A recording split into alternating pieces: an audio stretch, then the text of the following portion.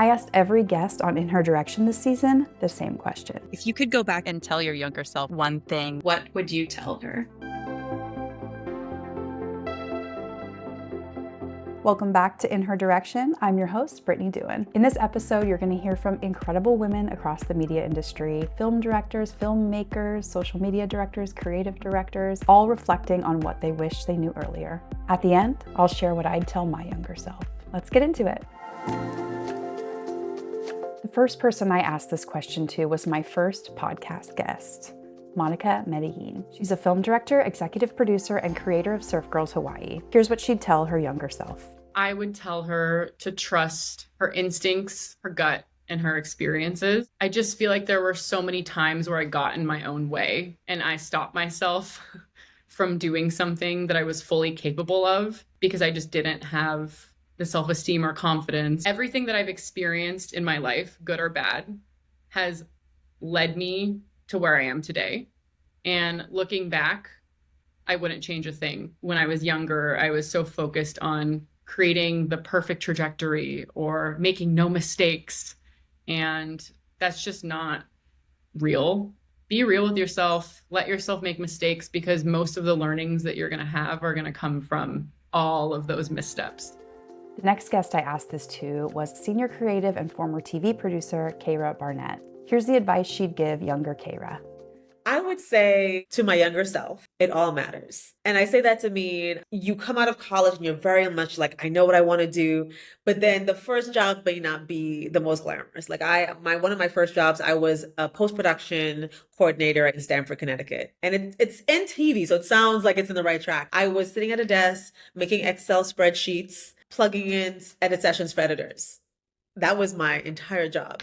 And I was frustrated. I would cry on the way home because I'd be like, this is not what I wanted to do. There was then me working on Top Model. It got exciting. But at first, when you're an assistant, you're helping Kim Kardashian park her truck in a parking spot. It's not the most glamorous thing. And you're like, how is this helping me get to this creative role I want to do, right? But like those Excel spreadsheets help me to really get detailed and focused, timing of things and how logistically things should work, helping to park Kim Kardashian and helping to get Tyra Banks' writer right was also details. And it was really navigating, predicting the needs of others and understanding how talent gets dealt with. Every job taught you something if you look at it right. And so I would say to her, it all matters. It's all going to count. It's all on the job training for where you want to go. It all matters, Kara.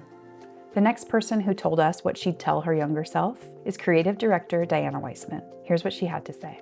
You don't have to fit into one lane or one aesthetic to be valid as a creative. When I was starting out, especially during the height of Instagram and the grid era, I really believed that I had to present one clear, cohesive identity, one style, one speciality. I really struggled with that because I think I've really never had just one thing. I wasn't the fashion person. I wasn't just the typography person or the design person. I thought that it made me, less focused, less marketable, less valuable. What I've come to realize is that it's actually the combination of my interests, the sort of unexpected overlaps that really make my work unique. I mean, there's real power and excitement in someone who, is obsessed with 16th century fashion, but also WWE wrestling,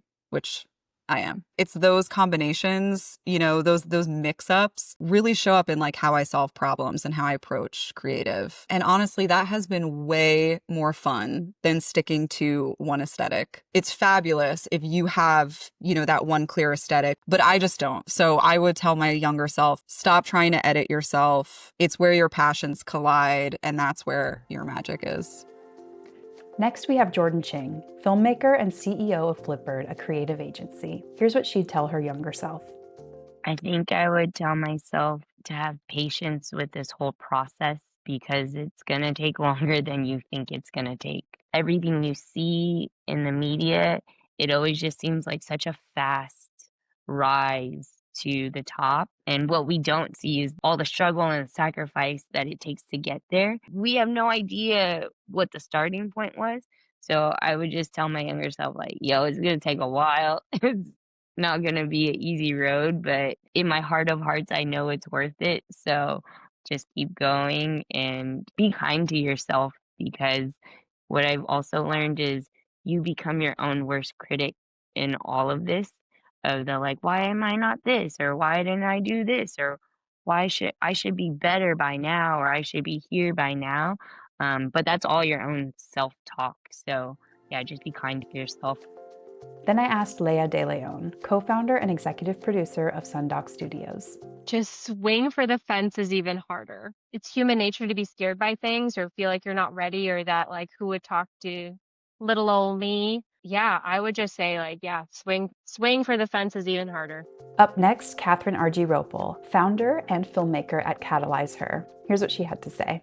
I think I would say, and this is maybe going to be a hot take, because I think some people don't want to hear this, and I definitely did not want to hear this, let me tell you. But I would tell younger me, slow down, actually take an extra year to make this movie. Like, you don't need to make this movie on this exact time frame. I think, like, in my case, the universe kind of like aligned everything so it did come together like very magically and very seamlessly. But what I know now is that I have learned so much simply from moving across the country, working in Los Angeles, meeting people, becoming connected with organizations and resources, and learning more about the film industry, learning more about how to finance a film, how to market a film, how to make a film. And I think I could have had a bigger film with more resources, with more access and more notability, honestly, if I took more time to learn about the process and meet people. Not everything has to happen in the timeline that you envision it will happen. Like, some things are just meant to take longer. Then I asked social media director and brand strategist Samantha Yehle what she'd tell her younger self. I would tell myself to keep saying yes, always being open to new challenges or new opportunities, being open to diving into things, even if the plan isn't fully baked or you don't fully know how to do something yet, but just having this idea or this mentality, like I'll figure it out as I go. I will lean on the people around me to figure it out as I go. As long as you have that mindset, you can unlock incredible things for yourself. So I would just say, like, keep saying yes and keep leaning into the discomfort and the unknown and see what happens. Finally, I asked myself this question. Here's what I'd tell little Brittany.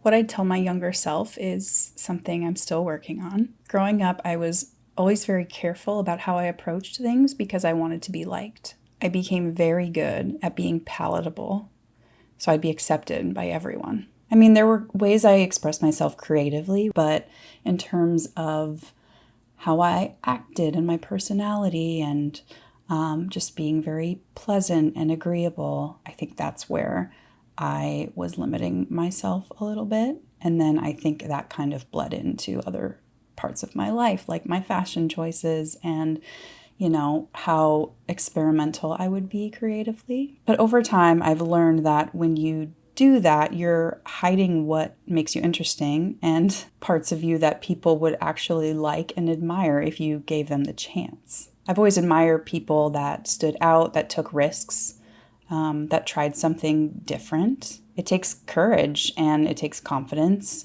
That was really hard for me. Stepping out of my comfort zone in certain ways was very scary. But experimentation is scary. You're vulnerable. You are opening up yourself to critique, and that is terrifying. On the other side of that fear, though, is a stronger sense of self. And it's like a muscle. Each time you push it, it gets stronger and it gets easier to do. The experimentation starts to flow. So I'd tell her, stop trying to be palatable. Don't dilute the things that make you special and make you you. Because what a tragedy that would be to hide her from the world. Thank you for listening. Don't forget to subscribe to In Her Direction on YouTube and follow on Instagram and TikTok. See you next episode.